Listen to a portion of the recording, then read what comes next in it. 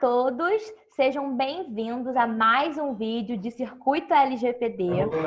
Esse evento super bacana que está sendo produzido pela Comissão de Direito Digital da aba Rio de Janeiro. Nós já tivemos 2 dias de eventos com convidados super especiais e hoje não poderia ser diferente.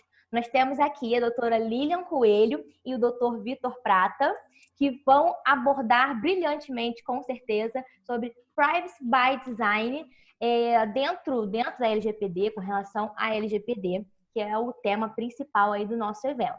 Vou falar rapidamente o currículo dos dois. A doutora Lilian, ela é advogada, CEO da Legal Hack, coordenadora do Núcleo de Legal Design e Visual Law do escritório Faria, Sendão e Maia Advogados. E o doutor Vitor Prata, ele é advogado e coordenador de privacidade e proteção de dados, também no Faria, Sendão e Maia Advogados. Agradeço imensamente a vocês, desde já, por cederem o tempo de vocês, que nós sabemos que é um tempo extremamente escasso, e é um grande prazer tê-los aqui conosco.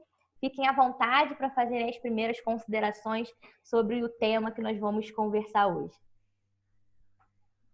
Bom, imagina, agradecer, que isso, é até uma honra estar aqui nesse bate-papo com vocês, até eu e Vitor conversando quando recebemos o convite, participar de um congresso com nomes tão renomados aí no cenário de proteção de dados, e a gente está aqui, é até uma honra para a gente ter sido convidado, né? É um prazer enorme. A gente vai abordar o tema de Privacy by Design, extremamente importante dentro dessa ótica de proteção de dados pessoais. Mas só para fazer os meus agradecimentos, passo para o Vitor e depois a gente dá sequência aí. Boa noite, pessoal. Realmente, como a Lilian já comentou, né, foi uma honra para a gente receber esse convite. Está sendo muito bacana, né, estar aqui conversando com vocês. A gente já conversou um pouquinho antes dos bastidores e realmente é um tema que está na pauta do dia, né? Como a LGPD está em vigor principalmente, está cada vez mais sendo falado sobre a questão do Privacy by Design, Privacy by Default. E, enfim, a gente vai hoje tentar aqui trazer um bate-papo sobre esse assunto. Perfeito, perfeito. A honra é toda nossa, mais uma vez, né, que eu tenho que dizer isso para vocês. Mais uma vez, muito obrigada. E então eu vou iniciar já fazendo as perguntas para vocês discorrerem à vontade. Vou fazer logo 3 perguntas e, como eu falei, vocês vão ficar aí totalmente à vontade para falarem, conversarem, para a gente bater esse papo, ok? Bom, vamos lá. A primeira pergunta é: o que significa Privacy by Design e qual a importância dessa metodologia para a LGPD?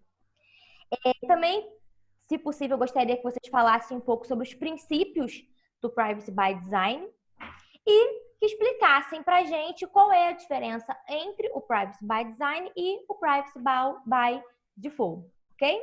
Então, feitas essas perguntas, já joguei a bola para vocês, fiquem à vontade.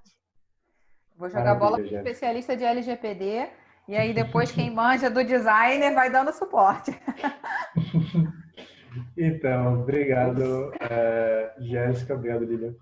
O que significa, né, na prática, essa palavra tão difícil, esse inglês tão diferente, parece algo de outro mundo, né? Privacy by Design nada mais é do que a privacidade desde a concepção.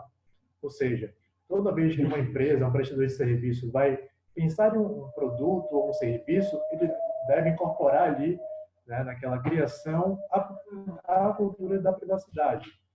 O que isso significa em termos muito práticos e muito simples, né? Por exemplo, no dia a dia de um advogado, né? Ele precisa ali se atentar aos princípios, né, que eles estão na LGPD, estão também em outras normas de proteção de dados, né, como GDPR, uma norma europeia, CCPA na Califórnia, enfim. Mas não se ater simplesmente ao texto legal. Ele pensar ali já, mesmo que ele não tenha o conhecimento daquela lei em específico, como ele pode preservar a privacidade de pessoas físicas, né? Como ele pode preservar, por exemplo, a privacidade dos clientes, né? Um advogado, por exemplo, né? Imagino aqui que muitos sejam aqui entre os nossos ouvintes. Então, ele deve sempre pensar em, primeiro, coletar o mínimo de dados possível, né? Ele vai prestar um serviço ali, por exemplo, de contencioso.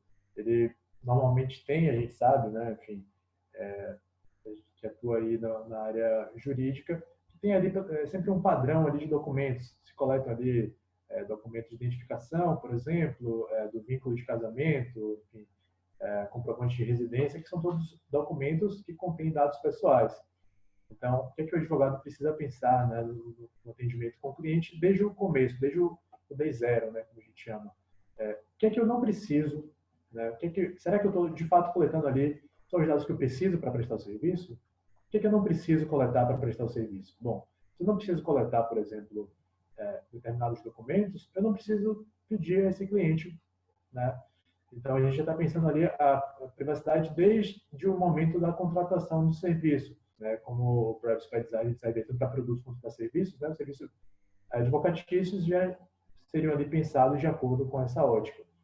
Então, a privacidade desde a concepção, né, seria esse conceito de Privacy by Design. É um conceito, inclusive, que ele está previsto na LGPD, né? A Lei Geral de Proteção de Dados, que está sendo aqui falado, né, nesse congresso. Imagino que todos os palestrantes estejam focando especificamente, né, na LGPD, tem grandes palestrantes pensando isso, que são grandes referências no Brasil, né? Não vou nem entrar no detalhe de cada um, porque realmente são muitos nomes e que nos influenciaram, foram meus professores da Lilian, que imagino que muita gente já conhece. O que acontece? A LGPD prevê a concepção da privacidade desde o início. Né? No artigo 46, lá, parágrafo 2º da LGPD, tem uma previsão expressa, né? Não de privacy by design, não está com essas palavras, mas de conceber medidas técnicas e administrativas para a proteção da privacidade desde a concepção de produto ou serviço. Isso significa, né, embora haja aí uma divergência doutrinária quanto a LGPD abranger ou não o Privacy by Design, né, mas na nossa concepção significa sim que a LGPD prevê o Privacy by Design, está lá na lei. Né? Se uma empresa vai criar um produto ou serviço, ela deve se atentar à privacidade desde o primeiro momento. Para o advogado, né, tem essa repercussão, existe também a repercussão de como o advogado vai assessorar empresas a garantirem a privacidade, né, desde o primeiro momento. E aí isso talvez, para os nossos colegas advogados, pense-se no primeiro momento assim, olha, eu não trabalho com startup, eu não trabalho com big tech, sou uma empresa de tecnologia, então não preciso me preocupar com isso. Mas na verdade não. Né? O princípio do Privacy by Design e até mesmo a própria LGPD é aplicável a qualquer empresa, qualquer organização, na verdade, porque é aplicável também ao setor público, que trate, né, dados pessoais, ou seja, qualquer organização, pode ser um município, né, que tem uma autarquia, pode ser uma empresa, pode ser uma ONG, se eles estiverem trabalhando com armazenamento de dados pessoais, por exemplo, nome, CPF, telefone, ou qualquer outra informação que permita identificar aquele indivíduo, bom, está abrangido ali pela LGPD e está abrangido, né, por consequência, por esse princípio do Privacy by Design. Né? Queria chamar a Lilian para discutir um pouco, né, como a gente pode trazer essa questão do Privacy by Design com o Visual Law, com o Legal Design, pensando em ferramentas especificamente, né,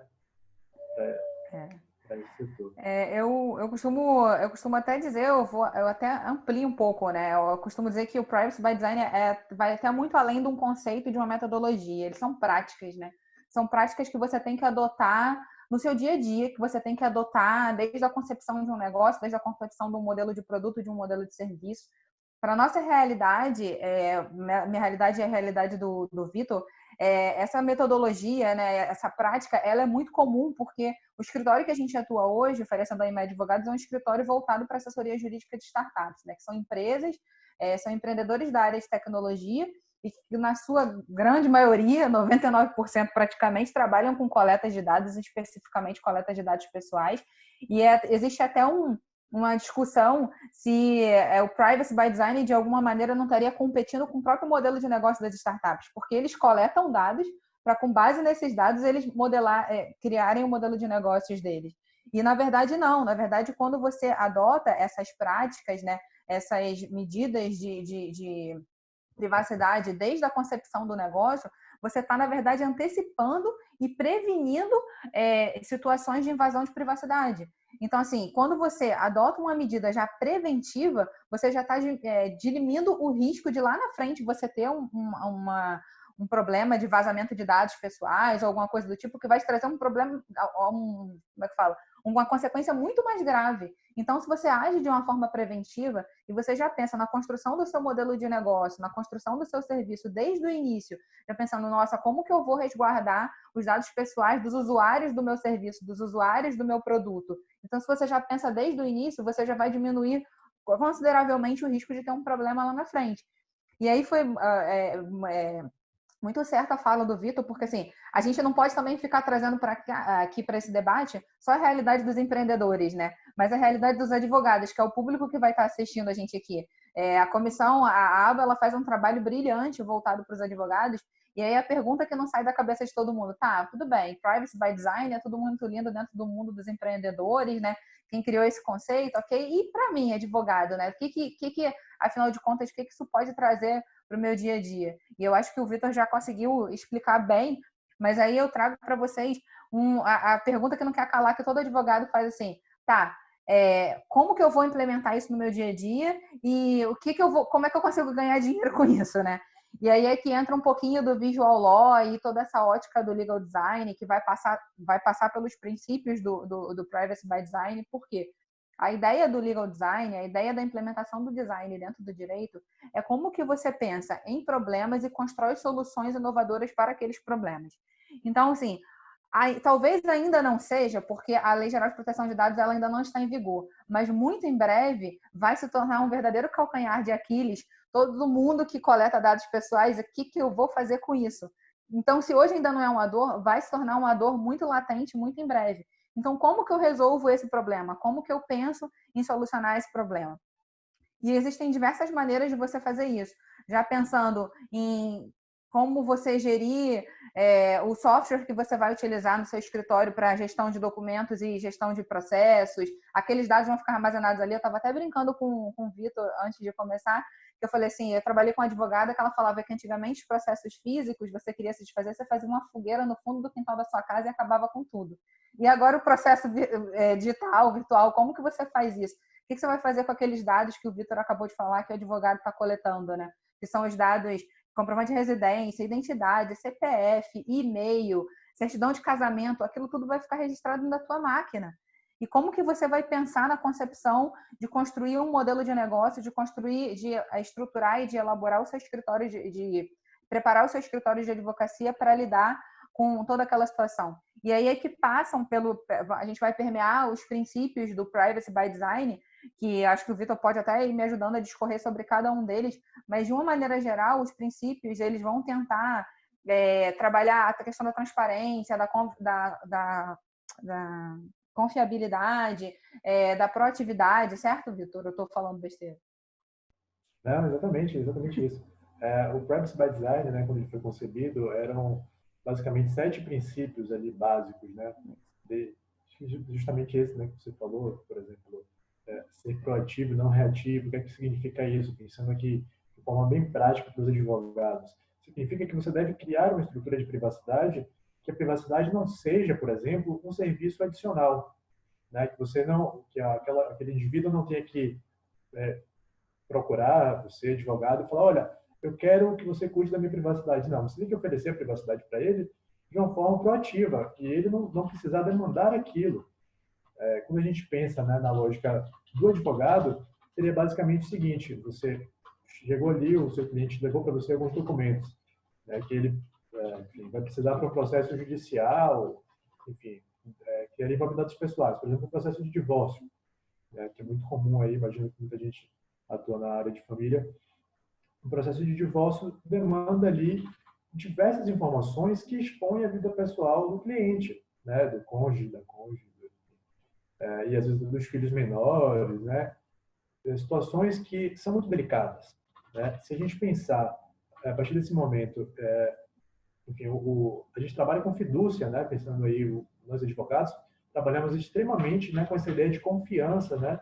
Então, se aquele cliente, né, ele não tem uma segurança do profissional, se ele acha, né, que aquele profissional não vai cuidar bem dos dados dele, ele não vai, talvez, contratar aquele profissional, porque na questão da fidúcia a gente vai ter um problema ali direto. Então, quando o cliente leva esses dados para um advogado, o cliente não deve pedir, olha, eu quero que você trate esses dados com Privacy by Design, ou eu quero que você trate esses dados com segurança, né? Que você proteja a minha privacidade. Não é isso que tem que acontecer. O advogado, né, na gestão ali daquela instituição, daquele escritório, ele já deve oferecer, sim, a questão da proteção da privacidade, sempre o cliente tem que demandar por isso. Num caso que, para a advocacia, talvez não tenha uma aplicação, mas para outros serviços, não deve, por exemplo, contratar um serviço premium que proteja a privacidade. Todos os serviços que uma empresa preste devem prestar questões de acordo com a privacidade. E aí a gente tem aí... na concepção, né, do oferecimento Exato. do serviço. Desde a concepção significa exatamente isso. Para que, por exemplo, você possa contratar um aplicativo qualquer e ele é gratuito, tudo bem, ele pode ser gratuito, mas ainda que gratuito, ele tem que pensar pela privacidade. Você não deve pagar um valor a mais para ele proteger a sua privacidade. Se isso acontecesse, e aí pensando aqui, inclusive, na interlocução com o nosso público de advogados, seria atribuir um valor pecuniário, por exemplo, a uma informação que é um dado pessoal, que, inclusive, o próprio STF, né, no julgamento recente, agora durante a pandemia do IBGE, reputou o direito à proteção de dados como direito constitucional. Uhum. Então, assim, tem um projeto de PEC, né, a PEC 17, tramitando aí para, de fato, alterar a Constituição e prever lá a proteção de dados como direito autônomo e constitucional, mas já há uma construção doutrinária do STF nesse sentido. Então, assim, a gente não pode simplesmente tratar isso como algo mercantil, né, como se fosse, enfim, um valor pecuniário a partir desse dado. Um exemplo que a gente pode utilizar, por exemplo, né, nessa questão da proteção de dados, é comparar com outros setores. Se a proteção de dados é um direito, né, assim como por exemplo, o direito do consumidor, a gente não pode simplesmente falar, essa empresa aqui não vai cuidar do direito do consumidor. Eu vou prestar meu serviço, mas eu não vou, por exemplo, disponibilizar aqui o direito de arrependimento. Eu vou utilizar meu serviço, mas eu não vou dar garantia. A garantia não pode... Você pode até fazer uma garantia contratual adicional, mas a garantia não é uma opção da empresa, né? Por força de lei, é obrigatório dar aquele período de garantia legal. Então, assim, a privacidade deve ser pensada dessa forma, né? A privacidade desde a concepção tem que ser pensada com todos esses cuidados, e aí a gente pode utilizar, por exemplo, ferramentas de visual law, utilizar o legal design para, por exemplo, conceber uma facilidade ali nos documentos, né, para que fique claro termos de uso e política de privacidade, como vai se dar aquela relação de uso de dados pessoais, né? E aí a Lília pode, inclusive, comentar, né, sobre essa parte do que a gente já tem feito, o que é que os advogados podem fazer, né? Sim. Pensando, inclusive, aí no que pode oferecer, não é isso? Os advogados. Diria que a privacidade ela não pode ser utilizada como um poder de barganha. Você não pode falar que a pessoa só vai ter acesso a um determinado serviço, a um determinado produto ou a uma escala de serviços se ela te disponibilizar os dados, né? A gente, às vezes, vai baixar um aplicativo e aí você não consegue baixar o aplicativo se você não for autorizando milhões de coisas no seu celular. E você entra, você tem que autorizar acessar a sua câmera, acessar os seus e-mails, acessar os seus contatos, acessar todas as suas listas. E a privacidade ela não pode ser enxergada dessa maneira.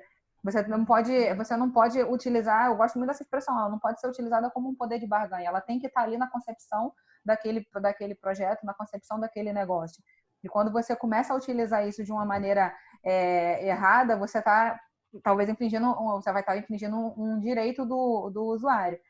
E o que a gente tem visto hoje no mercado, e o legal design e o visual law têm ajudado nesse sentido, é que as pessoas, quando pensam na proteção de dados pessoais, elas pensam logo na política de privacidade, né? Porque hoje a gente pensa logo nos sites, a gente pensa logo olhando um pouquinho pela ótica da LGPD, quem coletar dados pessoais, não importa se você é um blogueiro e você tem simplesmente o seu blog onde você coloca lá os seus textos semanais, mas se você simplesmente coletou o e-mail daquela pessoa que acessou o seu blog, você já está coletando um dado pessoal e você já vai ter que ter um cuidado na proteção dos dados pessoais daquela pessoa. Como que você elabora os termos de uso, as políticas de privacidade? Depois até o Vitor explica, que a gente estava brincando aqui antes de entrar, que tem advogado que não sabe a diferença entre termo de uso e política de privacidade. Mas, de uma maneira geral, hoje estão se elaborando termos de uso e políticas de privacidade com Ctrl+C, Ctrl+V. E aí as pessoas, quando vão elaborar um modelo de negócios, ou até olhando pela ótica de um advogado que vai construir o seu site, que vai construir lá o local, o espaço na internet onde ele vai divulgar o trabalho dele, a grande maioria não se preocupa com a política de privacidade, que normalmente vai entrar lá no cantinho, lá no finalzinho do site, numa letrinha pequenininha, lá daquele tamanho. E aí ninguém discute isso. Quando vai elaborar o site, a última coisa, não, política de privacidade, tá, pega aí alguma aparecida na internet, a gente copia e cola lá. Eu canso de ver políticas de privacidade onde você vai olhar e você, às vezes, vê o nome de outro cliente ali no meio. Porque quem elaborou o site, o próprio advogado não teve aquela preocupação será que realmente eu precisava me preocupar com política de privacidade? Ou quem elaborou também não alertou, porque nunca é uma coisa que é pensada na concepção do modelo de negócio, no modelo de serviço. As pessoas não estava na nossa cultura a prevenção e a cautela, né? O cuidado com a privacidade das pessoas. Eu acho que esse movimento ele é razoavelmente recente e a gente ainda escuta pessoas falando, para mim tanto faz. Eu não me preocupo se vão vazar os meus dados ou não. Eu acho que isso é um direito de cada usuário. Agora, se você coleta o dado, você tem que ter essa preocupação. O usuário ele pode não estar preocupado com o dado dele se vai vazar, se não vai. Mas você, enquanto prestador de serviço ou enquanto a pessoa que está oferecendo aquele produto, você tem que ter esse cuidado. E como que você faz isso? Através de uma política de privacidade adequada. E aí a gente vai permeando pelos princípios, né, que são os princípios lá da LGPD e que foram, sem sombra de dúvidas, muito norteados pelo Privacy by Design, da transparência, da comunicação adequada do usuário com relação aos direitos de privacidade. E hoje a gente vê as políticas redigidas de uma maneira Ctrl+C, Ctrl+V, gigantescas, com a letrinha desse tamanho, como eu falei lá no cantinho do site, e ninguém se preocupa com isso. E a Lei Geral de Proteção de Dados está vindo para poder mudar, se não for pelo amor, vai ser pela dor. Então, se ninguém fizer de forma espontânea, vai ter que fazer na pressão, porque a multa não é brincadeira e as consequências também não. Então, se a gente nunca parou para pensar, agora quando a gente for pensar em elaborar o nosso site, quando a gente for pensar em montar o nosso modelo de negócio, a gente vai ter que não só copiar. E aí é que vem o Visual Law e que vem o Legal Design. Como que você monta uma política de privacidade, por exemplo, com foco no seu usuário? Que tipo de dado você vai ter que coletar? E aí a gente passa lá pelos princípios da minimização dos dados, né? Só coletar especificação de propósito, que tipo de dado? Será que eu preciso sair coletando tudo quanto é dado? Até o Vitor estava falando, a gente conversando anteriormente, se eu vou entrar com ação X, que eu só preciso coletar identidade, CPF, e-mail e telefone. Por que eu vou querer saber uma informação, sei lá, extremamente pessoal daquele usuário? Desculpa, Rafa, você queria falar? Rafa, queria falar? Então, você passa por toda essa ideia de entender quem é o seu usuário, quando você vai conceber aquele modelo de negócios, quem é aquele usuário, para quem que eu estou oferecendo aquele serviço? Será que realmente é necessário coletar todos esses dados? Faz algum sentido? Então, a gente vai ter que repensar a forma de coletar esses dados, repensar quais dados a gente está coletando, explicar para o usuário por que você está coletando, como você vai tratar, como você vai armazenar. E aí, quando eu falo explicar para o usuário, não é fazer aquele termo gigante onde você vai colocando aquele juridiquês que ninguém entende e que o usuário finge que entendeu e você finge que explicou. Não, você vai ter que solicitar o consentimento da forma correta, informar da forma correta, como que você elabora esses termos de uma maneira que a comunicação seja útil, seja acessível, seja clara. E aí é que entra um pouco do Visual Law, que é essa nova metodologia, mistura de direito com design, onde você tenta implementar recursos visuais, recursos gráficos, para você tornar a explicação mais clara. E aí, até quebrando um pouquinho de alguns mitos, fazer Visual Law não é só fazer um documento bonitinho, fazer Visual Law não é simplesmente implementar elementos visuais sem nenhum critério, sem nenhuma objetividade, né? A Rafa fez o nosso curso e a gente fala muito isso lá. Fazer Visual Law é você entender quem é o usuário, quem é o destinatário final daquela informação que você está querendo passar e tornar aquela comunicação clara e acessível. Então, se a gente está falando de proteção de dados pessoais, eu tenho que entender se aquele meu usuário é uma pessoa totalmente leiga, eu tenho que entender o grau de instrução daquela pessoa, eu tenho que entender o grau, se ela é uma pessoa analfabeta, se ela é uma pessoa cega. Então, assim, tudo isso vai passar pela usabilidade daquela informação. E aí que entram as metodologias de design e as metodologias de visual law. Vitor, falo demais. Complementa aí, porque a gente está passando pelos princípios de uma maneira... Sabe o que eu estava lembrando enquanto você falava, Lília, da questão dos termos de uso, enfim, das políticas de privacidade?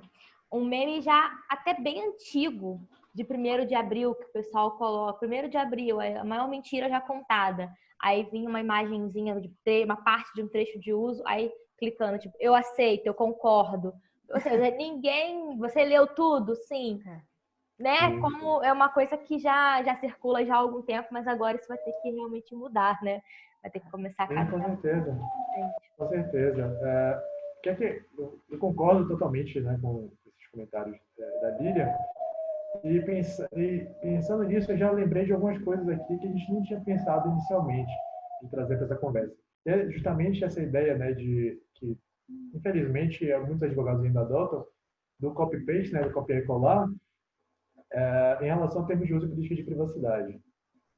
No meu dia a dia, né, no nosso dia a dia lá no escritório, a gente lida muito com isso, porque lida muito com o segmento de startup e inovação, e acaba que quase que 90%, 95% dos documentos acabam sendo ali semelhantes e, enfim, a gente vendo muita coisa assim, né, que às vezes não passa nem pelo advogado, o próprio empreendedor cria, mas ou o advogado recebe aquela demanda, mas não sabe exatamente como fazer, porque nunca fez antes. Então, tem todas essas situações. E eu lembrei de uma questão que envolve, inclusive, o Privacy by Design e Privacy by Default, que é o português de Portugal. O português de Portugal talvez, depois de ver, de fato, o nome de outra empresa ali no documento, seja o que mais entrega que o documento foi copiado de uma empresa europeia que já está lá adequada ao GDPR há um tempo. E aí a gente vê, por exemplo, escrito no documento privacidade por defeito, em português de Portugal, e no GDPR, por consequência, está lá previsto privacidade por defeito. Então, tem muitos profissionais que, infelizmente, eles copiam o documento de uma empresa europeia e sequer alteram os termos que são utilizados. E aí vem, por exemplo, no lugar de endereço, em Portugal se fala morada. Eu, por acaso, morei em Portugal e, enfim, sei exatamente, ou mais ou menos, ali quais são os termos que as pessoas tropeçam, e a gente vê muito isso em política de privacidade, em termos de uso, e outros documentos também. Infelizmente, tem documentos que a gente pega, por exemplo, política de segurança da informação, plano de resposta a incidente cibernético, que está lá com essas questões bem copiadas e coladas realmente de Portugal. Então, enfim, são coisas que a gente fica estarrecido muitas vezes, né? É comum, né, Vitor, a gente vê lá no escritório, como a gente lida com muitas empresas de tecnologia, os modelos de negócio às vezes muito parecidos. Então, a gente pode citar nomes porque são empresas conhecidas. É muito comum você ver uma empresa que vai para a área de delivery de alimentos, ela copiar a política de privacidade do iFood. Delivery de documentos, ela vai lá, copia a política de privacidade do iFood e coloca. Aí, às vezes, você vai olhar, você começa a ler a política de privacidade, aí tem um nome iFood, expressamente lá. Então, assim, vai copiando. E normalmente, as pessoas, quando vão criar os sites ou quando vão criar algum ambiente na internet, eu vou montar o meu pequeno negócio e aí eu vou começar online. E aí eu vou lá, contrato uma empresa, monta um site para mim? Tá, monta um site. Aí a empresa começa, monta o site, vai lá, copia um termo de uso da internet, copia uma política de privacidade da internet, e ela acha que o fato dela estar ali naquele ambiente virtual, que ela não teria que respeitar determinadas coisas. E é aí que entra a diferença entre o termo de uso e a política de privacidade, né? O termo de uso é basicamente o contrato que você estabelece com o usuário do seu serviço online, né? A gente, no nosso uso do dia a dia de escritório de advocacia tradicional, a gente tem lá os nossos contratos tradicionais que as partes têm que assinar. E no ambiente online, a gente tem o termo de uso. Como que a gente respeita a privacidade de forma online? A gente tem a nossa política de privacidade. Então, a gente está migrando cada vez mais para esse ambiente online, mas está deixando de lado, está deixando de respeitar alguns princípios extremamente importantes, que é o respeito à privacidade, aos contratos que devem ser elaborados. Então, acho que é aí que entra toda essa parte do Privacy by Design, de você começar a trabalhar isso de uma maneira mais na essência, né? Acho que a gente acabou esquecendo de não falar a diferença entre Privacy by Design e o Privacy by Default. Eu ia lembrar, exemplos, mas não explicou. Você consegue explicar, Vitor, rapidamente? Sim, com certeza. Então, a diferença, né, entre o Privacy by Design e o Privacy by Default, né, o português de Portugal, privacidade por defeito, é justamente que o Privacy by Default ele seria a metodologia ou a forma de utilizar a privacidade com a máxima proteção. Só que nem sempre a máxima proteção ou a máxima privacidade vai permitir a sua empresa, no seu modelo de negócio, prestar aquele serviço.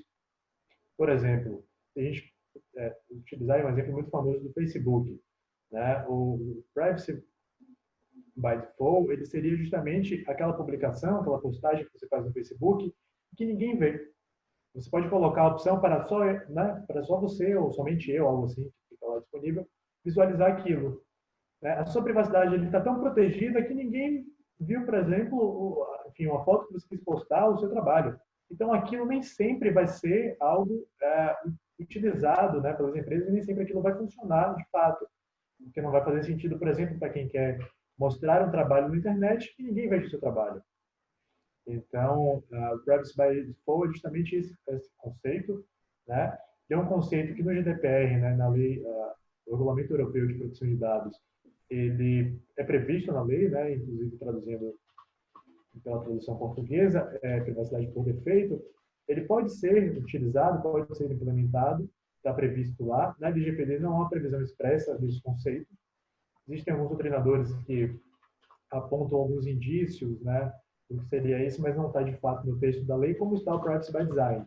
E o Privacy by Design é aquela concepção, né, desde o começo, desde a concepção do produto e serviço, que está lá na LGPD, inclusive. Então, tem essa diferençazinha, né, digamos assim, o Privacy by Default ele poderia ser uma espécie de categoria, né, ou de submodalidade do Privacy by Design, que é aquela privacidade extrema, aquela privacidade, enfim, ao máximo. Então, a gente pode utilizar, pode, por exemplo, permitir a criação de um serviço, pensando, né, no nosso dia a dia lá no escritório, pensando muito com startup, que a startup disponibiliza ali uma opção em que a pessoa pode utilizar o produto sem se identificar. Né? No dia a dia do advogado, talvez isso não seja tão aplicável, mas, por exemplo, um advogado que decida fazer uma pesquisa de mercado, ele quer ali entender qual é o perfil do cliente, ele vai utilizar uma ferramenta como Survey, SurveyMonkey, Google Forms, enfim. Essas ferramentas, todas elas disponibilizam opções em que você pode fazer a pesquisa, mandar o questionário para os seus clientes ou para pessoas até desconhecidas, e eles possam utilizar aquilo sem informar o nome. Né? Se você cria ali um questionário com opções de sim ou não, né? Por exemplo, já contratou advogado trabalhista, enfim, como empregado, como empresa, empregador, enfim, pode colocar ali algumas questões e, ao final, não colocar a opção de preencher o nome. Bom, aquilo pode ter uma finalidade que o advogado pode saber ali naquela região dele, onde ele trabalha, por exemplo, quais empresas já utilizaram o serviço de advogado trabalhista, quais já precisaram, quais tiveram processos, e aquilo ali é suficiente, sem identificar, de fato, quais são as empresas, para que ele tenha uma noção geral do mercado. Então, o advogado seria o exemplo de Privacy by Default. Agora, ele pode também, né, criar essa mesma pesquisa, mas depois ele quer enviar uma publicidade para aquela empresa. Para isso, ele vai ter que, primeiro, ter um consentimento expresso específico nesse sentido e informar, né, aquela empresa de que, uma vez colocando o e-mail, né, ele pode colocar ali, por exemplo, uma política de privacidade ao final, né, informando que a informação daquele e-mail ela é opcional, e aí tem a ver com o Privacy by Design também, de dar a opção de não coletar aquele dado, de deixar muito claro de que vai ser enviada a publicidade. Nesse exemplo, ele não utilizou o Privacy by Default, mas com o Privacy by Design, ele trouxe ali uma experiência para o usuário muito bacana, né, muito proativa e de acordo com a privacidade. Né? A gente tem um exemplo, inclusive, vou trazer aqui do nosso Manuel, né, que é o nosso head de marketing do escritório, ele decidiu fazer uma campanha desse tipo, né, de forms, e ele, por si só, já pensou, poxa, vou me preocupar com a privacidade, então eu vou colocar uma campanha que você não preenche o nome. Se eu quero saber métricas, como, por exemplo, quantas pessoas conhecem determinado assunto ou não, então eu não preciso, né, colher o nome desse indivíduo. Se esse indivíduo gostar da minha pesquisa, ele pode procurar o meu site que está lá exposto no link. Não necessariamente a gente vai coletar ali para enviar publicidade, que é como muitas empresas, infelizmente, acabam fazendo. Ele queria comentar alguma coisa? Perfeito. Vamos fazer o seguinte, vamos encerrar esse primeiro bloco. A gente começa o segundo bloco. E aí, se a Lilian quiser fazer algum comentário, obviamente vai ficar mais do que à vontade. E realmente, só para fazer um brevíssimo apanhado, porque eu nem preciso falar muito diante de tantas coisas incríveis que vocês disseram, essa preocupação com a privacidade, com a proteção dos dados, vai muito além da questão do advogado tentar trabalhar na área para, de alguma forma, tentar encarar esse mercado de trabalho, né? Porque o nosso evento é um evento voltado para tentar sanar essas dúvidas iniciais a respeito da LGPD, porém vocês estão trazendo uma visão muito interessante que vai muito além, né? Mostra que essa preocupação com a privacidade, ela realmente tem que estar atualmente presente em todos os aspectos, né? Mesmo que aqueles que não querem trabalhar com isso, não têm interesse, vão ter que ter essa preocupação com os dados que estão sendo coletados, que estão sendo tratados. E não importa, como muito bem falado, não me lembro se foi a Lília, acho que foi a Lília que comentou, ou se foi o Vitor, agora não me recordo. Se é uma empresa de tecnologia, não importa.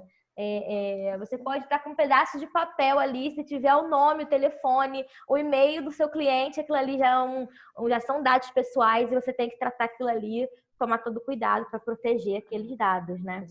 A gente quis trazer isso, a gente conversando anteriormente, a gente quis trazer essa ótica, porque eu falei assim, eu acredito que os outros convidados devem ter trago já informações extremamente relevantes para quem quer atuar na área de LGPD. Para quem quer se especializar na área de LGPD, tá? Porque vocês trouxeram feras aqui, referências total para a galera que quer se especializar na área de LGPD. Mas eu acho que vai ter uma parcela muito grande de advogados que podem ter interesse de assistir esse congresso e não necessariamente que quer se especializar na área de LGPD e é o famoso, o que eu tenho a ver com isso? E o que a LGPD, afinal de contas, vai ajudar na minha vida? E a gente quis trazer uma visão de que, assim, a LGPD é para você também. Não é só para quem quer trabalhar com Lei Geral de Proteção de Dados. É para quem tem a obrigação de respeitar os dados do usuário, que é o seu cliente. Exato. Então, a gente quis trazer essa ótica também. Perfeito. Mas ficou ótimo. Objetivo alcançado com sucesso.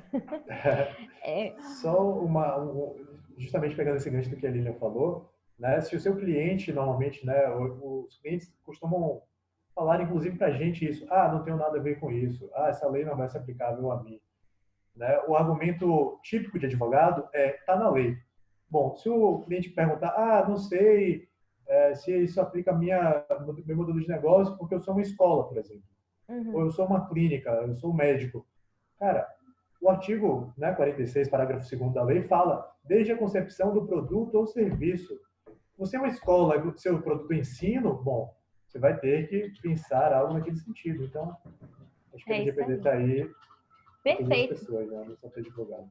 Perfeito. Então, vamos encerrar esse bloco, ok? E no próximo bloco, já começando logo em seguida, vocês continuam com a explanação brilhante, ok?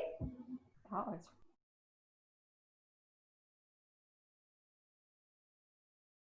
Estagiária, e ela me apresentou um direito digital que eu desconhecia completamente. E a primeira coisa que eu achei super chique era co-work. Meu Deus, o que é co-work na vida? Ela convidou o primeiro café, depois startup, Rafael. Agora o mundo é startup. Eu falei assim, meu Deus, nunca vi isso na faculdade. Aí agora ela me chega com Visual Law, Data Privacy by Design. Então ela realmente é uma advogada super fora da caixinha, visionária, só vem a complementar. Estou tendo assim, o prazer de conhecer o Dr. Vitor Prato também. E tenho certeza que ser amigo de Lília também pode ser nosso amigo também da Comissão do Direito Digital também. Tá no time, minha filha. Tá todo mundo no time. Todo mundo pensa igual. Tá todo mundo Se eu penso junto. assim, o pensamento dele também tá alinhado. Senão a gente não tava no mesmo time. E aí o mais bacana disso tudo é que nós tivemos tantos convidados interessantes e são assim os pioneiros nessa área.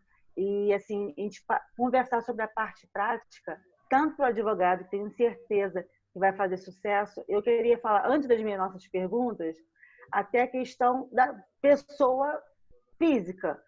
Porque, por exemplo, semana passada eu recebi os documentos de clientes que não fecharam o contrato. E eu fiquei assim, meu Deus, o que eu faço com todos esses documentos que estão no meu WhatsApp? Tipo, ou pessoas que eu já dei palestra numa igreja, e aí a irmãzinha falou assim, Rafaela, eu não dei meu CPF para a loja.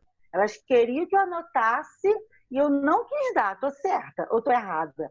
Então, assim, são questões que as pessoas vão ouvir falar sobre privacidade e não tem ainda assim, uma cultura, de fato, o que eu posso dar?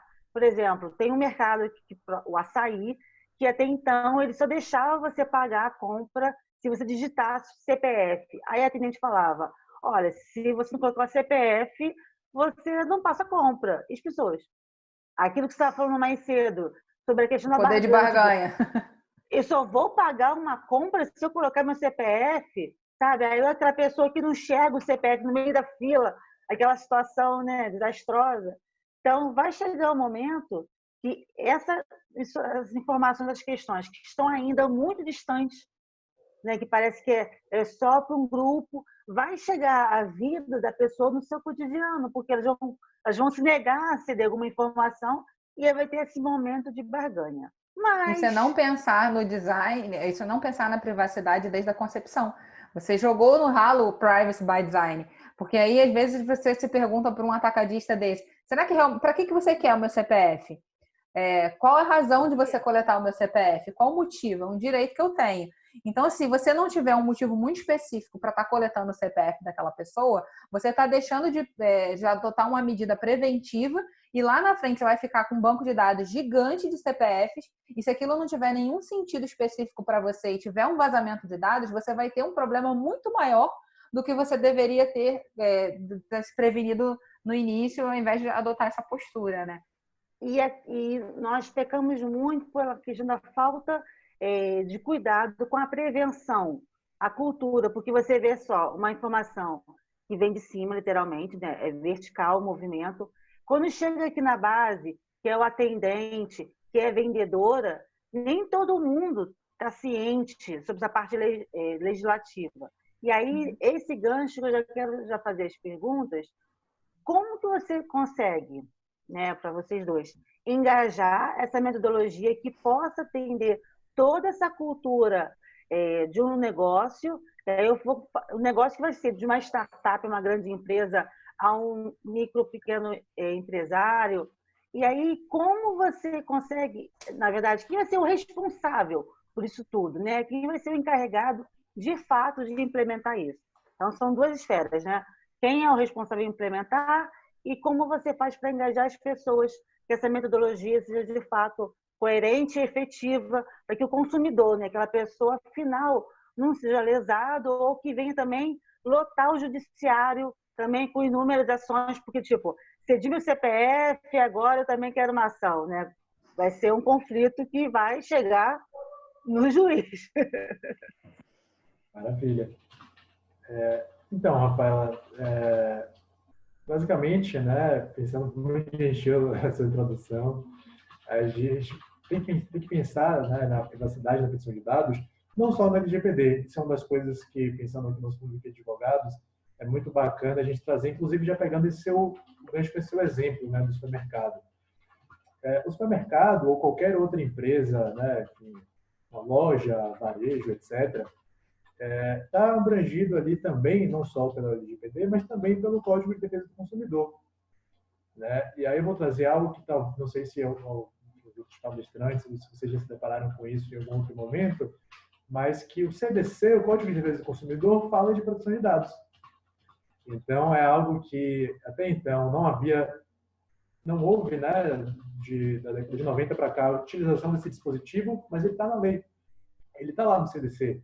Né? No artigo 43 do CDC fala que toda vez que uma empresa ela cria um cadastro de consumidor, né, que ela coleta de dados pessoais, ela cria um cadastro, por exemplo, o CPF, que você trouxe, né, ela deveria informar aquele indivíduo que fez aquela criação para justamente permitir que aquele consumidor ele possa exercer o seu direito contra aquela empresa de não ver o seu dado armazenado ou de pedir a exclusão desse dado.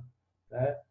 Muito embora o CDC não tenha essa normativa tão específica para a proteção de dados, né, como a LGPD tem, como o Marco Civil da Internet tem, mas há sim já ali um esboço de um direito muito claro, inclusive, de não permitir, né, a criação desse cadastro de consumidor, caso o consumidor não queira. Né? Então, assim, já é uma prática abusiva hoje, né? O que a LGPD traz são outras formas e outros mecanismos, inclusive de fiscalização e de sanção, para que essa prática não venha a acontecer.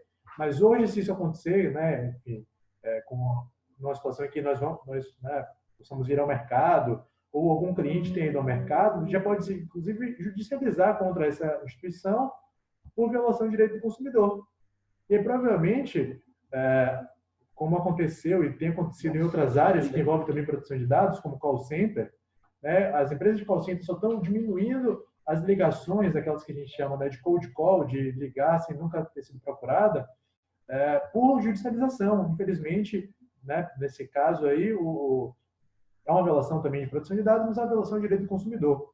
Né? Ela tem um dado pessoal ali de telefone, nome, muitas vezes o seu telefone, em que não foi consciente, não houve consentimento, não houve uma outra base legal, como, por exemplo, a execução de um contrato, e aí já pegando o gancho para outra questão, né, que você trouxe, de prestar um serviço, não tem ainda o dado ali, não tem ainda o contrato celebrado com aquele indivíduo, mas já coletou o dado dele. Bom, para a contratação, né, tem um outro, além do consentimento, existe uma outra base legal na LGPD, que é a execução de contrato. Né?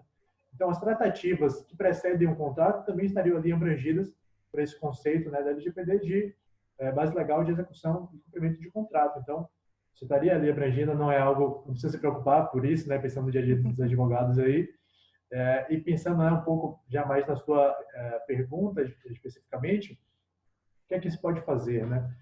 As empresas vão sim ter a obrigação, né, de nomear um encarregado de proteção de dados, mas não é só o encarregado de proteção de dados que vai ser responsável pelo Privacy by Design. Até porque tem processos que não vão passar por ele.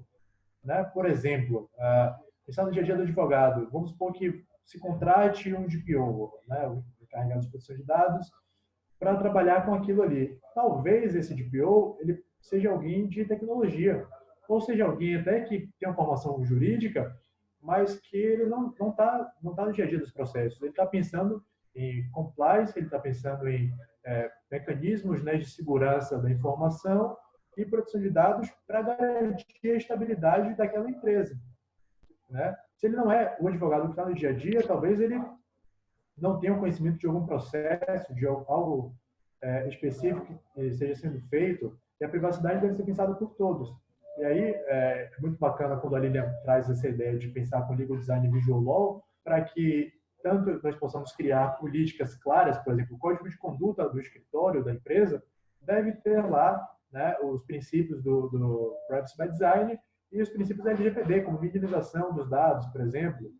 Tem um outro princípio da LGPD que é muito caro, muito importante, que é o da transparência. Né? E isso tem tudo a ver quando a gente pensa em visual law, em privacy by design, de como colocar os dados e a construção dos documentos de uma forma transparente, para que o usuário, né, enfim, no caso jurisdicionado, o cliente do escritório, ele possa mandar um e-mail e ele tem um canal claro, inclusive no site, de preferência que a LGPD fala, de quem é o DPO daquele escritório, quem é o encarregado de proteção de dados, como ele pode fazer para ter acesso à cópia dos dados.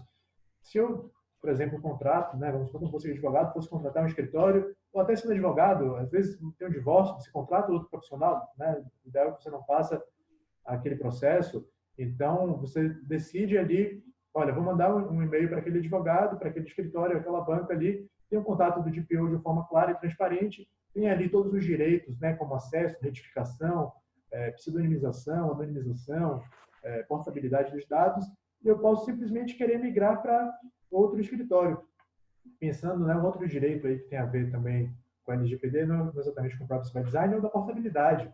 Se um cliente quer migrar, sair da sua banca de advocacia e quer migrar para outra banca, ele vai poder simplesmente pedir a portabilidade, que você junte todos os dados que você tem sobre ele, que você mande, por exemplo, por PDF ou enfim, em um arquivo zipado, criptografado de preferência, se for possível, para encaminhar para outra banca diretamente, para que ele não tenha que ali de novo informar todas aquelas informações e tudo mais. E o Visual Law tem um aspecto fundamental nisso aí. Exatamente. E o foco do design dentro do direito, né, é o ser humano, é a pessoa. a gente tem que tomar toda e qualquer atitude sempre com foco no ser humano, no usuário. Para que está voltado aquilo ali? E aí, quando você faz a pergunta, quem é que está encarregado de implementar, eu falo, não vamos jogar essa responsa nas costas de uma pessoa só, porque é muita responsabilidade só para o DPO ter que carregar isso nas costas. A gente tem que, a palavra é essa mesmo, é engajar. Como é que a gente engaja todo mundo que está envolvido com isso? Porque senão você cria a figura de uma pessoa que vai virar o carrasco do ambiente. É ele que tem que ficar ali cobrando todo mundo de respeitar a privacidade. E isso tem que estar enraizado na cultura daquele negócio, na cultura daquela empresa, na cultura daquele escritório de advocacia, né? Mantendo a linha do que a gente se comprometeu de falar aqui na palestra, de olhar pela ótica do advogado diante da LGPD.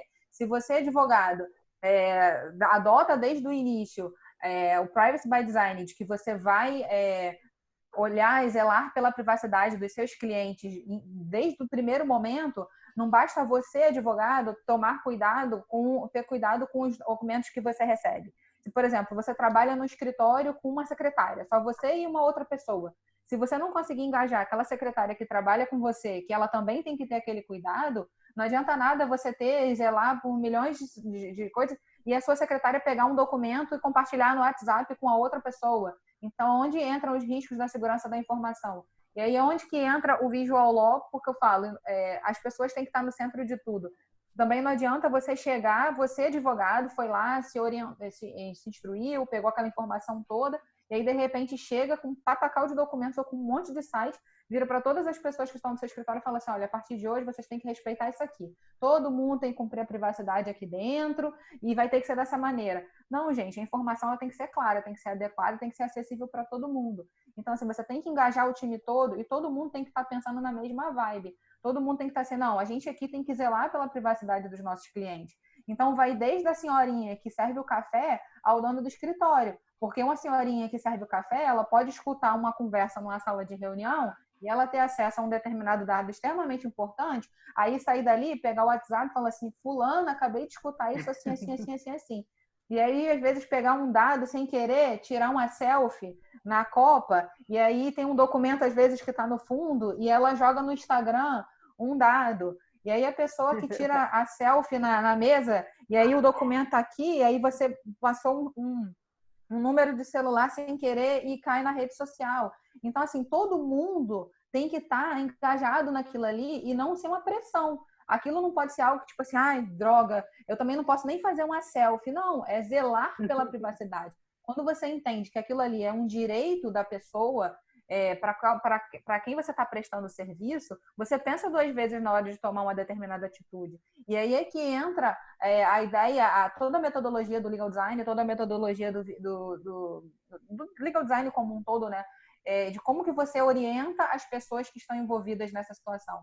Então, assim, eu vou preparar uma cartilha. Se eu sou advogado, trabalho com outras pessoas no escritório, e todo mundo não teve a oportunidade de ir assistir uma palestra que fala sobre esse tema, e aí eu sou advogada do escritório e assisti aqui o congresso da aba digital, poxa, super interessante. Aí eu quero chegar no meu escritório e passar para todo mundo que trabalha, olha, gente, a partir de hoje a gente vai ter que ter cautela, a gente vai ter que pensar e tal. Como que você leva essa informação? Não adianta você chegar com linguagem rebuscada, não adianta você preparar um documento super robusto que ninguém vai entender. Então, como que a gente torna essa comunicação mais acessível? Às vezes, juntar a tua equipe, fazer uma cartilha, fazer um informativo, criar uma historinha. Cuidado na hora de divulgar, tirar selfie e não aparecer documento do cliente no fundo. Cuidado na hora de divulgar documento por e-mail. Lá no escritório, por exemplo, até o Vitor que está coordenando, a gente está fazendo uma série de workshops internos com toda a equipe do escritório, orientando todo mundo como ter cuidado com a privacidade, com os dados dos nossos clientes. Então, assim, de tanto em tanto tempo, o Vitor vai lá, faz um workshop para a gente no final da reunião semanal, falando, olha, gente, o Vitor, junto com o nosso CTO, que é o Gabriel, que cuida da parte de tecnologia, eles estão ensinando a gente como a gente compartilha e-mails, tendo cuidado para não expor os dados dos clientes, como que a gente compartilha os documentos que estão na nuvem, como que a gente tem cuidado quando a gente vai reportar uma reunião, uma informação. Enfim, as pessoas que detêm a informação, digamos assim, elas têm que passar isso para os outros de uma maneira clara e com uma leveza que não se torne uma imposição. mas que se torne algo que todo mundo vai entender aquilo como um direito. Todo mundo dentro do escritório sabe que tem que respeitar determinados direitos fundamentais de todos os clientes que entram ali. Por que a privacidade tem que ser diferente? Então, quando você incorpora isso, e como que a gente faz isso? E aí a gente vai pensar em N formas. A gente lá no escritório, o Vitor traz casinhos concretos, simulando, assim, ele cria umas historinhas e coloca lá pra gente, olha, vamos supor que aconteceria tal coisa. E aí alguém pega o link do Drive, coloca no e-mail e não colocou restrito com a informação do cliente, aquele link foi para outra pessoa, vazou. E aí a gente faz dinâmicas e simulações de como que a gente poderia, se fosse uma determinada situação concreta. Então, assim, existem várias maneiras de você engajar. Isso é você pensar na privacidade desde a concepção do seu negócio, mas de uma maneira que seja não impositiva, que seja clara, que seja acessível e que seja com as práticas, né? Por isso que eu falo, não é um conceito, não é uma metodologia, mas são práticas. É cultura. É você mudar a cultura de quem vai estar envolvido naquilo ali. Acho que é isso, né, Vitor? Porque eu sempre falo assim, eu trago a ideia do design, mas eu falo, deixa eu perguntar para quem entende de LGPD para ver se eu não estou falando de besteira. Porque, assim, a nossa vida, vamos dizer assim, né? Eu que sou da geração da internet de escada, não vou comprometer nenhum vídeo, nem eu também, amiga. Eu também. Mas, da época da internet de escada, existia esse momento na nossa vida, esse momento da internet 1.0, 2.0, tudo era muito restrito, era apenas o consumo da internet. Com a internet 3.0, 4.0, esse boom em 20 anos, vamos colocar assim, de exposição, quanto mais mostrar, melhor, quanto mais fotos, e aí chega o Orkut, chega as pastinhas com inúmeros eventos que você colocava lá os 50 fotos daquela máquina Samsung, maneiríssima, né? Que a gente fazia assim, uma pré-selfie, né? A gente virava assim a máquina, aquela situação toda.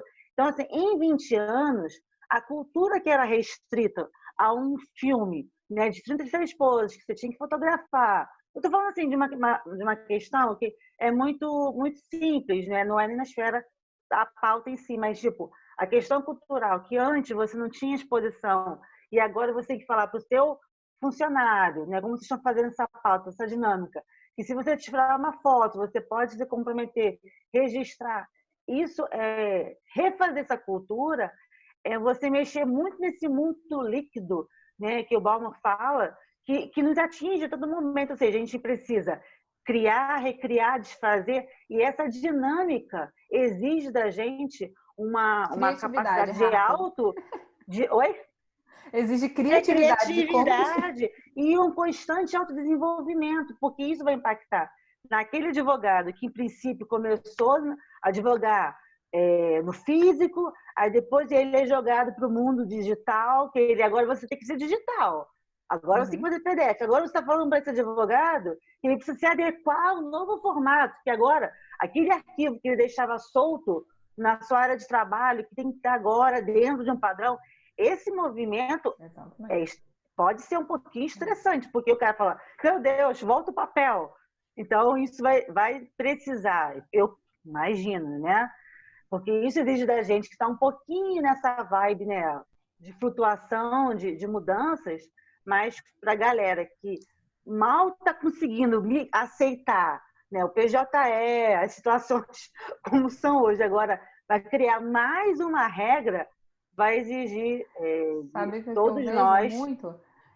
Foi brilhante esse teu comentário, porque realmente é uma mudança gradual. E eu falo, inovação se faz com pessoas, né? Eu sempre digo isso. Então, é ser humano. Então, as coisas têm que ser devagar, tem que ser aos poucos, no time de cada um. Um exemplo que eu vejo muito, e você vê que a pessoa não tá ela não estava nem preocupada com aquilo ali. A gente aplica, não gosto dessa expressão, mas a gente aplica visual law em muitos documentos. Então, a gente é contratado por muitos escritórios de advocacia que trazem contratos, que trazem petições e falam, eu queria que você aplicasse visual law nesse documento aqui para mim. E aí a gente fala assim, tá bom, o que você tem de provas para você anexar? Assim, a gente vai fazer uma petição inicial e que a gente quer incluir as provas, ao invés de você só deixar nos documentos em anexo, você quer colocar aquelas provas junto ali com o texto, né? E aí, sabe uma coisa que eu vejo muito? O advogado, ele faz, às vezes, um print de uma tela que ele quer utilizar aquilo ali como prova. O print da tela do Facebook, por exemplo. E aí, ele não teve o cuidado de fechar as abas que estavam ali em cima. E aí, eu canso de pegar print de tela que eles querem anexar em documento, em Visual Law, com informações ali, eu já peguei informações que eu falei assim, eu vou cortar isso aqui. E tinha informações do cliente ali. Ou então, já peguei situações em que o advogado printou a tela do Outlook. Ele printou a tela do Outlook. E aí ele queria só me mostrar o corpo do e-mail. E aí ele não cortou. E aí na lateral apareciam vários e-mails, assim, de cliente. E apareciam dados. Eu conseguia ler aquilo ali. Hã? Oi? Vazando dados, né, inclusive. Total. Então, assim, aí eu pegava aquilo, mas foi o que você falou, as pessoas não estavam preocupadas, isso não está na cultura, sabe? Isso não está desde a concepção, isso não é algo que foi enraizado, que foi incorporado. Você tem que ir... E aí você tem aquele confronto, o que vai exigir do novo advogado também, porque você aprende a questão material. Só que a gente está vendo nesse momento de pandemia que está exigindo da gente novas habilidades e competências, ou seja, não basta apenas aprender onde dá o teclado do print e jogar no Word. Você saber que você tem que ir lá no Paintzinho ou naquela abinha, cortar, filtrar e melhorar a imagem. Porque vou dar um atalho. Tudo, Windows Shift S. Sabe a tecladozinha do Windows que tem no teclado? Olha a dica útil, no Congresso. Tem que fazer parte agora da legenda, na edição, amiga, da Jéssica. Tem a teclinha do Windows. Tem a teclinha do Windows, aí você clica, tem que ter habilidade nos 3 dedos. Você vai clicar na teclinha do Windows, na teclinha do Shift e no S. Você clica os 3 de uma vez, e aí vai abrir uma funcionalidade que você printa e aí você recorta só o que você quer. Aí ele pega aquilo e joga para a área de transferência. Maravilha. Eu só aprendi o print, porque antigamente assim, né? O print você jogava no Paint salvava de JPEG. Hoje já aprendi que eu posso dar print em qualquer lugar. Já faz o teste depois que você vai ver. Aí você vai falar, gente, descobri, é sensacional, é libertador. É revolucionário, é revolucionário. E aí você vê, por exemplo, questões de tecnologia para chegar ao fim de uma comunicação de excelência. Então, no final, a luta maior é o quê? Ter garantido os direitos fundamentais da privacidade. Olha, eu querendo tirar conclusão do que vocês estão falando, né? Mas, não sei se eu estou fazendo uma adequação, mas, ter os direitos fundamentais garantidos, fazer uma boa comunicação quando a gente pega o Visual Law, e que as pessoas entendam de uma maneira mais rápida, mais séria, mais eficiente, né? De uma maneira que você não vai atingir os direitos das outras pessoas. Então, é fundamental e ele, isso tudo, chegar no usuário final, né? Que as pessoas entendam que se daqui a 2 meses, 6 meses, precisar se refazer novamente em função dessa nova lei, vai ser necessário, porque nós estamos vivendo e aprendendo, não dá tempo da gente construir e depois aplicar. A gente vai ter que ir vivendo e aprendendo ao mesmo tempo, né? Uma adaptação aí concomitante. E o design, né? A gente adota várias metodologias, e uma delas, a mais comum, que é o design thinking, é justamente isso, né? Como que você enxerga o usuário, quem é aquele usuário, como que você detecta um problema, pensa numa solução, prototipa e valida, jogando isso para o debate que a gente tem aqui. Cada advogado, né, ele vai ter que... eu já estou muito na ótica do advogado, né? Já até consegui deixar de lado a questão das empresas, mas cada advogado ele vai ter que identificar quem é o nicho de atuação que ele trabalha, quais são os potenciais problemas que podem surgir com eventuais vazamentos de dados. Se um dia acontecer de vazar um dado aqui no meu escritório, como é que seria isso? Que tipo de dado que pode vazar? Ok. Para evitar isso, que tipo de solução que eu posso construir? Para evitar do dado vazar, que tipo de solução que eu poderia construir? Solução tal. Então, eu vou testar essa solução, vou pensar em alguma forma de implementar ela aqui no meu escritório. Se não der certo, você retorna o ciclo. E aí, é esse ciclo de legal design que a gente faz. Mas as pessoas vão ter que começar a colocar a mão na massa e fazer isso. E esquecer esse mito de que essa lei não é para mim, essa lei é para todo mundo. A lei não vai pegar, não, já pegou, gente. E aí, assim, meus queridos, eu tô vendo aqui já o tempinho da Jéssica. Gostaria que vocês, assim, cada um fizesse suas 2 minutinhos de considerações finais, agradecer a excelente explicação de vocês. E aí, eu já me despeço daqui desde já. Agradeço a participação de vocês dois. E aí, depois dos 2 minutinhos de cada um, a Jéssica faz a palavra final. Muito obrigada. Vai lá, Vitor.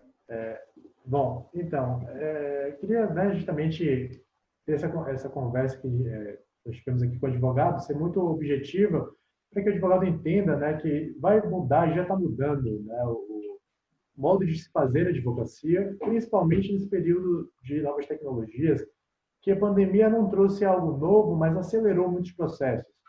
Basta a gente pensar, por exemplo, quem já fazia reunião por videoconferência, como o Zoom, que nós estamos utilizando hoje, ou outras plataformas, né?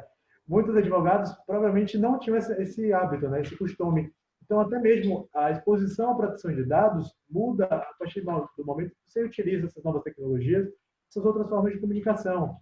Quem fazia, por exemplo, webinários, enfim, comunicação em redes sociais, e agora já tem que, né, pensar nessas questões de proteção de dados, e incorporar isso realmente desde o começo, né, desde a concepção ali do modelo de negócios, e, inclusive, se preocupar em oferecer esse diferencial para o mercado. Né? Os clientes, com certeza, vão se sentir muito mais confortáveis contratar uma banca que se preocupa com a privacidade deles, enfim, comparando com outras bancas que talvez não tenham essa mesma preocupação. Então, é uma dica aí que a gente deixa para os advogados de que incorporem essas práticas, né, nas suas empresas e advogados autônomos também, e que não vejam isso simplesmente como um setor para atuar, e sim como uma forma de mudar ali as suas organizações e mudar o seu modo de fazer a advocacia, né? Que, enfim, nós sabemos que é algo que se faz há séculos, então, no novo mundo não tem que fazer a mesma coisa como se fazia antigamente, não seria a mesma coisa que, enfim, deixar de usar e-mails, usar um telégrafo ou enviar cartas. Então, a gente precisa pensar aí muito firmemente nessas questões relacionadas à privacidade. É isso, passo a palavra para a Lilian. É só agradecer. Eu sempre gosto eu sempre falo isso, que conhecimento bom que a gente compartilha, e levar conhecimento para os nossos pares, né? Levar conhecimento para advogado é sempre bacana, porque a nossa realidade hoje, minha e do Vitor dentro do escritório, é muito para o empreendedor. Então, quando vocês fizeram o convite da gente vir aqui falar para outros advogados, aí a gente estava aqui, como é que a gente vai adaptar todo o nosso discurso que a gente usa hoje com o empreendedor para advogados? E eu vi que fluiu numa boa. A gente conseguiu aqui e trazer, porque são dores nossas também, né? São dores que a gente também está passando. No nosso escritório, a gente também está tendo que implementar essa cultura no nosso time, essa cultura na nossa equipe, de como que a gente consegue se adaptar a essa nova realidade de enxergar a privacidade como um direito fundamental, né? Que não pode mais ser ignorado. E a dica que eu dou para os advogados que estão assistindo a gente aqui é que, assim, não dá mais, gente, não dá mais para ignorar uma realidade que já está batendo, que já bateu e que já abriu e já invadiu a nossa casa, né? A tecnologia, ela não está mais lá. Eu não quero mais, eu não quero participar desse mundo. Então, eu sempre falo assim, eu não gosto de tecnologia, de nada disso. Aí a pergunta que eu falo, tem celular? Não, mas eu não tenho WhatsApp, eu não tenho... Não, volta. Tem celular? Se você tem celular, então, meu querido, você já está nesse mundo. Caso contrário, não importa se você tem ou se você não utiliza os aplicativos. E aí eu falo, se você estiver disposto a abrir mão dessa telinha preta aqui, ok, aí você retorna lá para trás. Caso contrário, se você quiser continuar com ela, você vai ter que se adaptar a esse mundo, sim. Eu acho pouco provável que alguém deixe de lado, porque a gente já tem mais celular do que habitante no Brasil. Então, a gente vai ter que, sim, se adaptar a essa nova realidade. A gente não tem mais para onde correr. E nós, como advogados, a gente lida com muitos dados, a gente não pode ignorar essa realidade, mas também a gente tem que aprender como se engajar nisso da melhor maneira. Foi o que o Vitor falou. O advogado, ele estabelece uma relação de confiança e de transparência com seus clientes. Então, quando você começa a mostrar para o seu cliente que você é um advogado que se preocupa em resguardar a privacidade e os dados dele, você reforça ainda mais essa relação de confiança, você reforça ainda mais essa relação de transparência. Então, assim, repensa na forma com que você está coletando os dados, vai olhar direitinho se os dados que você coleta do seu cliente realmente são necessários, vai fazer todo esse processo aí de privacy by design, se não é recomeçar do zero, mas volta um pouquinho, pensa, será que o meu modelo de negócio está adequado, está direitinho? Se não tá, ainda tá em tempo da gente se adaptar e da gente ajustar.